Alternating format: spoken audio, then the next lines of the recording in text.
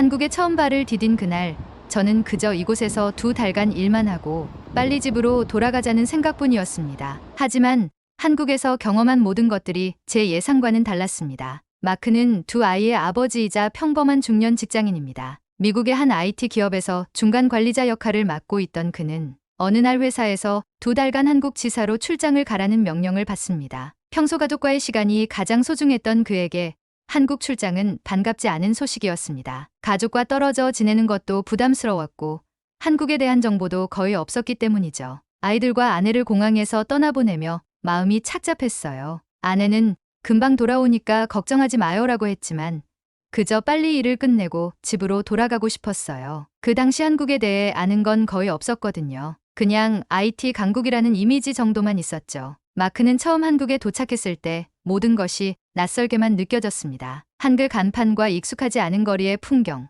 한국어로 가득 찬 소리들 속에서 그는 혼자라는 느낌이 강했습니다. 한국 지사 동료들은 친절했지만 언어 장벽 때문에 자연스러운 소통이 어렵다고 느꼈죠. 하지만 시간이 지나면서 마크는 점차 한국의 문화에 적응해가기 시작했습니다. 특히 처음엔 업무적인 자리라고 생각했던 동료들과의 저녁 식사 자리가 그에게는 한국 문화를 깊이 경험할 수 있는 소중한 시간이 되었습니다. 그런데 여러 가지 낯선 문화 중 정말 특이했던 게 있었습니다. 한국 사람들은 만날 때마다 밥 먹었어? 뭐 먹었어? 이렇게 자주 물어보는 겁니다. 처음엔 왜 이렇게 식사에 대해 묻는 걸까? 하고 이상하게 생각했죠. 대화의 시작이 왜 항상 밥과 관련된 건지 이해할 수 없었어요. 나중에서야 한국에서는 밥 먹었어? 라는 말이 단순한 질문이 아니라 인사말처럼 쓰인다는 걸 알게 됐습니다. 처음엔 무척 당황스러웠습니다. 지사에서 동료들이 저를 볼 때마다 밥 먹었어요? 라고 물어봤는데 저는 그게 정말로 식사를 권유하는 줄 알았거든요. 그래서 아니요, 아직 못 먹었어요 라고 대답하면 다들 당황한 표정을 짓더군요. 그제야 그 말이 그냥 인사말이었다는 걸 깨달았습니다. 여러분, 한국에서 밥 먹었어? 라는 질문이 단순한 인사말이라는 거 혹시 알고 계셨나요? 그저 인사처럼 쓰이는 말, 일상적으로 서로의 안부를 묻는 한국인들만의 표현이었던 것이죠. 그는 이 독특한 문화적 차이를 이해하는데 시간이 걸렸습니다. 왜 한국 사람들은 이렇게 식사를 중심으로 인사를 나눌까? 그리고 왜 그 말이 그렇게 중요한 것일까? 한국에서 밥 먹었어? 라는 질문은 단순히 배가 고픈지 아닌지를 묻는 게 아니더군요. 그건 마치 잘 지냈어? 라는 의미로 상대방의 하루를 묻는 거였어요. 식사를 한다는 게 그 사람의 안녕과 행복을 묻는 방식이라는 걸 깨닫고 나서야 그 말의 진정한 의미를 이해할 수 있었습니다. 그리고 시간이 지나면서 마크는 이 인사말 속에 담긴 따뜻한 마음을 느끼게 되었습니다. 음식을 단순한 생존의 수단으로만 여겼던 그에게 한국인들은 음식을 삶의 중요한 연결고리로 여기고 있다는 점이 다가왔죠. 그는 음식을 나누는 것을 통해 사람들 사이의 관계를 형성하는 한국 문화의 깊이를 천천히 이해하게 되었습니다. 미국에서는 Hi나 How are you? 같은 말이 주된 인사말이죠. 그리고 그 말들은 사실상 일상적인 안부 확인 정도로 지나갈 때가 많아요. 하지만 한국에서는 밥 먹었어? 라는 말에 그 사람의 하루를 살피고 신경 쓰는 따뜻한 마음이 담겨 있다는 걸 알게 되었어요. 그 한마디 속에 담긴 배려가 한국 사람들의 마음을 보여주는 거였죠. 특히 한국 사람들은 다음에 보자는 인사 대신 다음에 밥 한번 먹읍시다라는 말을 자주 사용했습니다. 이 말 역시 마크에게는 처음에 굉장히 낯설고도 생소한 표현이었죠. 그는 그저 예의상 건네는 말이겠거니 하고 넘겼지만 시간이 지나면서 이 말 속에 담긴 깊은 의미를 이해하게 됩니다. 한국에서의 생활이 시작되고 몇 주가 지나자 마크는 점차 한국 생활에 적응해 갔습니다. 그리고 한국 음식 문화는 그가 한국 생활에 더 빠르게 적응하는 데 중요한 역할을 했습니다. 특히 처음에 그에게 낯설게만 느껴졌던 한식은 이제 마크가 매일 기다리는 중요한 하루의 이벤트가 되었죠. 처음엔 그저 살아남기 위해 먹는 거였어요. 매운 음식이 많아서 적응하기 힘들었죠. 김치는 매웠고 된장찌개는 너무 짜게 느껴졌어요. 그런데 시간이 지나면서 입맛이 조금씩 변하더군요. 어느 순간부터 김치가 맛있게 느껴지기 시작했어요. 마치 한국 음식을 통해 내 몸이 새로운 맛을 받아들이는 것 같았죠. 마크는 동료들과 자주 회식을 하면서 다양한 한국 음식을 경험하게 되었습니다. 특히 삼겹살 회식 자리에서 한국 사람들의 독특한 식문화에 매료되었습니다. 불판 위에서 고기가 익어가고 각종 채소와 쌈장을 곁들여 쌈을 싸서 먹는 모습이 그에게는 신기하면서도 인상적이었죠. 미국에서는 고기를 그저 소스에 찍어 먹는 경우가 많았어요. 하지만 한국에서는 고기를 쌈에 싸서 다양한 맛을 한 번에 느낄 수 있었어요. 그 맛의 조화가 정말 놀라웠죠. 그리고 사람들이 서로에게 고기를 구워주고 직접 쌈을 싸서 권하는 모습이 정말 인상 깊었어요. 그런 배려와 따뜻함이 식사 자리에서 자연스럽게 나타났어요. 그뿐만 아니라 한국 사람들은 식사 중에 서로의 건강을 챙기는 이야기를 자주 했습니다. 이 음식은 몸에 좋아. 이건 피로 회복에 좋아 같은 말들이 자주 오갔죠. 한국 사람들이 음식을 통해 서로의 건강을 생각하는 모습은 마크에게 새로운 문화적 충격이었습니다. 한국 사람들은 음식을 그저 먹는 것이 아니라 건강을 위한 하나의 수단으로 생각한다는 걸 알게 됐어요. 미국에서는 고칼로리 음식을 즐기는 경우가 많지만 한국에서는 채소와 발효 음식을 통해 건강을 유지하려는 노력이 자연스럽게 배어 있었죠. 그때부터 저도 한국 음식에 더 깊이 빠져들게 되었어요. 마크는 어느덧 한식을 단순히 먹어야 하는 음식이 아닌 즐기고 싶은 음식으로 인식하게 되었고 그의 식습관도 조금씩 변화해갔습니다. 2달간의 출장을 마치고 마크는 미국으로 돌아갔습니다. 집으로 돌아오자마자 아내와 아이들이 그를 반갑게 맞아주었고 마크는 자연스럽게 한국에서의 경험을 가족들에게 이야기하게 되었죠. 아이들은 아빠가 다녀온 한국 이야기에 큰 관심을 보였고 아내 역시 한국 음식에 대해 더 알고 싶어 했습니다. 아이들이 제게 물었어요. 아빠, 한국은 어땠어요? 거기 음식은 어땠어요? 그래서 저는 한국에서 먹었던 음식들을 하나씩 설명해 주기 시작했죠. 김치, 불고기, 비빔밥 같은 음식들을 설명하면서 아이들이 정말 흥미로워했어요. 그 중에서도 가장 좋아했던 이야기는 삼겹살이었어요. 고기를 쌈에 싸먹는다는 이야기에 아이들이 정말 흥미로워하더군요. 마크의 아이들은 이미 K-팝과 한국 드라마에 관심이 많았던 터라 한국의 음식과 문화에 대한 이야기에 더욱 빠져들었습니다. 그뿐만 아니라 마크의 아내는 대학 시절 영양학을 전공한 전문가로서 한국 음식의 건강한 면에 깊은 인상을 받았습니다. 아내는 김치나 된장 같은 발효 음식이 건강에 좋다는 이야기에 큰 관심을 보였어요. 특히 채소와 발효 식품이 많이 포함된 한식이 영양학적으로 얼마나 균형 잡힌 식단인지 알고 싶어 했죠. 우리는 곧 한국 음식을 직접 해보자는 이야기를 나누게 되었어요. 마크와 아내는 인터넷에서 한국 요리법을 찾아 아이들과 함께 음식을 만들어 보기로 했습니다. 그들은 김치와 불고기를 시도했고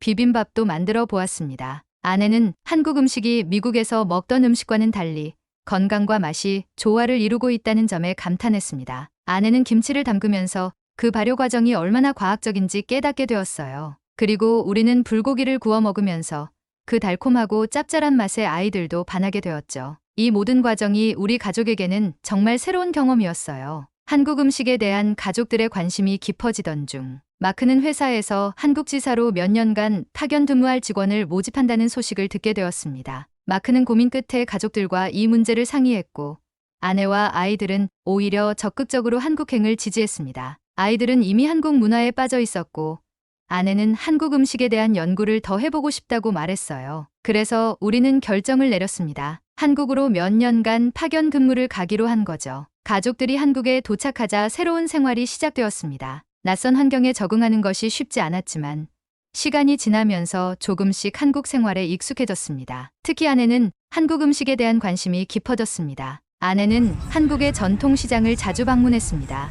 그녀는 신선한 채소와 발효식품을 직접 고르고 다양한 재료를 활용해 새로운 요리를 시도했습니다. 아내는 시장에서 파는 다양한 채소, 해조류, 발효식품들을 보며 놀라워했습니다. 한국 시장은 정말 신기했어요. 미국에서는 쉽게 볼 수 없는 재료들이 가득했죠. 그래서 매번 시장을 갈 때마다 새로운 재료를 사와서 요리를 해봤어요. 아내는 전통 시장뿐만 아니라 요리 학원에도 다니며 본격적으로 한국 음식을 배워갔습니다. 김치 담그기부터 찌개 끓이기, 다양한 반찬 만들기까지 그녀는 열정적으로 한식을 연구했습니다. 그뿐만 아니라 그녀는 직접 배운 요리들을 가족에게 만들어주며 즐거워했습니다. 특히 아내는 한국에서 음식을 섭취하면서 가족 전체가 경험한 놀라운 신체적 변화를 주목했습니다. 발효 음식을 기반으로 한 한국식 식단과 다양한 채소, 적당한 탄수화물 위주의 한식은 가족들의 건강을 크게 개선하는 데 중요한 역할을 하였습니다. 우리가 매일 김치를 포함한 발효 음식을 먹은 지 얼마 되지 않아 아이들부터 저까지 모두 배변 활동이 규칙적으로 이루어졌어요. 미국에서는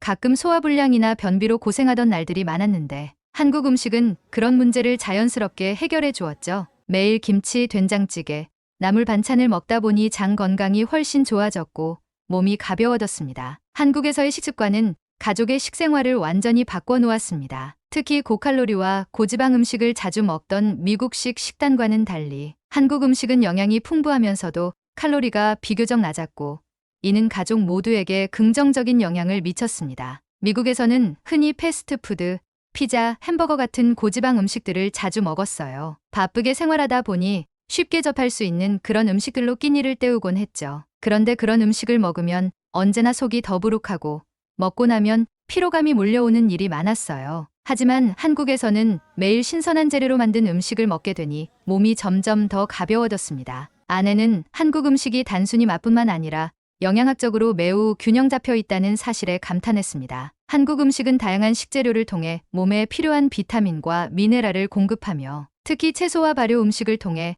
항산화 성분과 소화에 좋은 유익균을 자연스럽게 섭취할 수 있었습니다. 한국 음식은 거의 모든 식사에 신선한 채소가 빠지지 않아요. 나물, 무침, 신선한 쌈 채소 등 매일 다양한 채소를 먹을 수 있다는 게 놀라웠어요. 미국에서 그렇게 많은 양의 채소를 먹는 건 흔치 않은 일이었죠. 그리고 미국에서는 발효 음식이 그리 일상적이지 않지만 한국에서는 매일 발효된 음식들을 쉽게 접할 수 있어요. 그게 우리 가족의 소화 건강과 면역력을 높이는 데 큰 도움을 줬어요. 한국의 발효식품은 마크와 가족들에게 특히 놀라운 효과를 보여주었습니다. 아내는 김치와 된장, 청국장 등 발효 음식이 소화 기능을 강화하고 장내 유익균을 늘리는데 얼마나 중요한 역할을 하는지 몸소 체험하게 되었죠. 김치, 된장 같은 발효 음식은 소화 기관에 정말 좋은 영향을 미쳤어요. 발효 과정에서 생기는 유산균들이 장 건강을 개선하고 면역 체계를 강화해주는 걸 알게 되었죠. 발효식품을 먹다 보니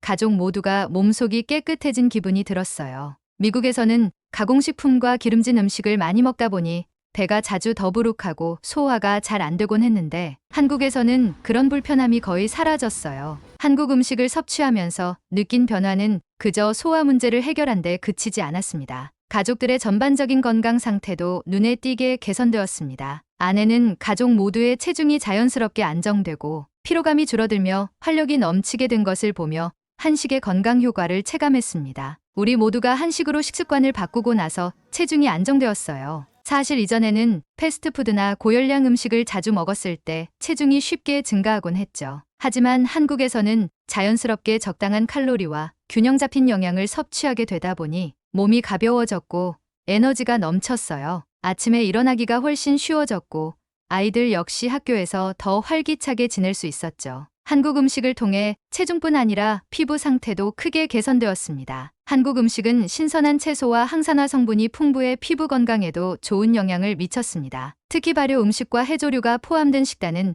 가족들의 피부를 더 깨끗하고 탄력 있게 만들어주었습니다. 아이들 피부가 놀랄 정도로 맑아졌어요. 사실 미국에서 자주 먹던 음식들은 기름지고 당분이 많아서 아이들이 종종 여드름이나 트러블이 생기곤 했어요. 그런데 한식을 먹기 시작하고 나서는 피부 트러블이 거의 없어졌죠. 아침에 김을 곁들인 비빔밥이나 신선한 채소를 많이 먹게 되면서 피부도 자연스럽게 건강해졌어요. 이러한 변화를 경험한 아내는 음식이 가족 전체의 건강을 개선하는데 중요한 역할을 한다는 사실을 깊이 깨달았습니다. 그녀는 영양학 전문가로서 한국 음식이 건강에 얼마나 긍정적인 영향을 미치는지를 연구하기 시작했고 이러한 정보를 SNS에 공유하며 자신의 경험을 기록했습니다. 처음에는 그냥 우리가 먹는 음식이 건강에 좋은 건가 싶었는데 한국 음식을 꾸준히 섭취하면서 우리 가족 모두가 몸으로 그 변화를 느끼니까 정말 신기했어요. 그래서 저는 그 변화를 SNS에 기록하기 시작했어요. 미국에 있는 친구들에게도 한국 음식이 얼마나 건강에 좋은지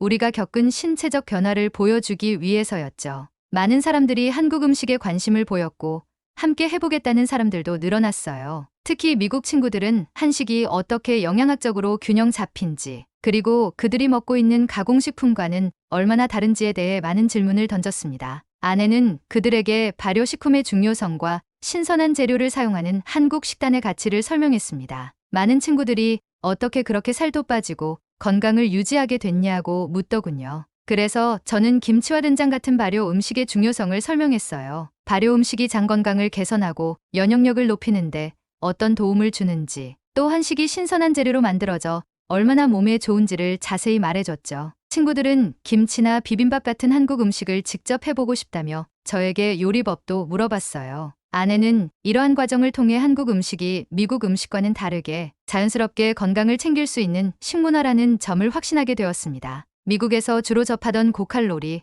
고지방, 고당분의 식단은 단기적인 만족감을 줄 수 있었지만 장기적으로는 건강에 악영향을 끼쳤습니다. 반면 한국 음식은 전반적으로 칼로리가 낮으면서도 영양이 풍부해 건강 유지에 매우 유리한 구조였습니다. 미국 음식은 가공된 재료와 고칼로리 음식들이 주를 이루죠. 피자나 햄버거, 각종 패스트푸드를 먹고 나면 순간적으로는 기분이 좋지만 장기적으로는 우리 몸에 큰 부담을 줘요. 특히 혈당이 급격히 올라갔다 내려가면서 피로감이 쉽게 생기고 그로 인해 더 많은 당분과 지방을 섭취하게 되죠. 반면 한국 음식은 균형 잡힌 영양소 덕분에 배는 부르지만 속은 편안하고 몸에 에너지가 유지된다는 걸 느꼈어요. 한국 음식은 마크와 그의 가족에게 건강뿐만 아니라 삶의 질까지도 개선시켜 주었습니다. 한국에서 생활하는 동안 가족들은 더 건강하고 활기차게 지내게 되었으며 이를 통해 가족 간의 유대도 더 깊어졌습니다. 매일 아침 함께 한식을 먹으며 시작하는 하루는 그들에게 새로운 활력을 주었고 식사 시간이 가족 간의 소통을 더욱 풍부하게 만들어 주었습니다. 우리는 매일 아침, 저녁 함께 한국 음식을 먹으면서 더 많은 대화를 나눌 수 있었어요. 미국에서는 종종 각자 다른 시간에 식사를 하거나 텔레비전을 보면서 간단히 끼니를 해결하곤 했는데 한국에서는 식사 자체가 중요한 문화였어요. 함께 밥을 먹으며 하루 일과를 나누고 음식을 나누면서 더 깊은 소통을 할 수 있었죠. 마크와 아내, 그리고 두 아이는 한국 음식을 통해 건강뿐만 아니라 가족 간의 유대감도 깊어졌고 그들은 매일 함께하는 식사 시간을 더 소중하게 여기게 되었습니다. 마크는 그동안 미국에서 단순히 끼니를 때우기 위해 먹었던 식사와 달리 한국에서는 매 끼니가 가족과 함께하는 중요한 시간이 되었음을 깨달았습니다. 한국에서 우리는 단순히 배를 채우기 위한 식사를 넘어서 함께하는 시간을 소중히 여기게 되었어요. 한국 사람들에게 음식을 함께 나누는 것이 얼마나 중요한지 이제 알 것 같아요. 식사를 통해 서로를 돌보고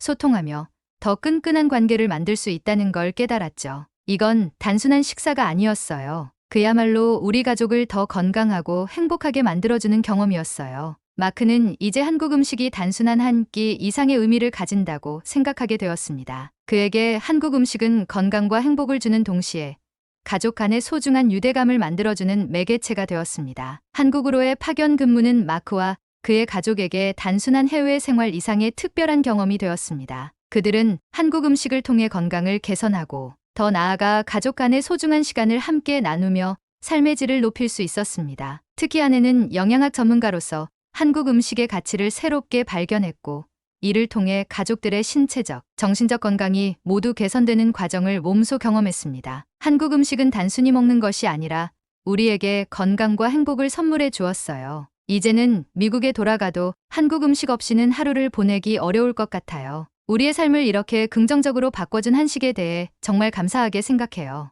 한국에서의 파견 근무는 마크 가족에게 영원히 잊을 수 없는 소중한 추억이 되었으며 그들은 앞으로도 계속해서 한국 음식을 통해 건강한 삶을 이어갈 계획입니다. 지금까지 마크의 이야기를 들어주셔서 감사합니다. 더 좋은 영상을 위해 구독과 좋아요 부탁드립니다.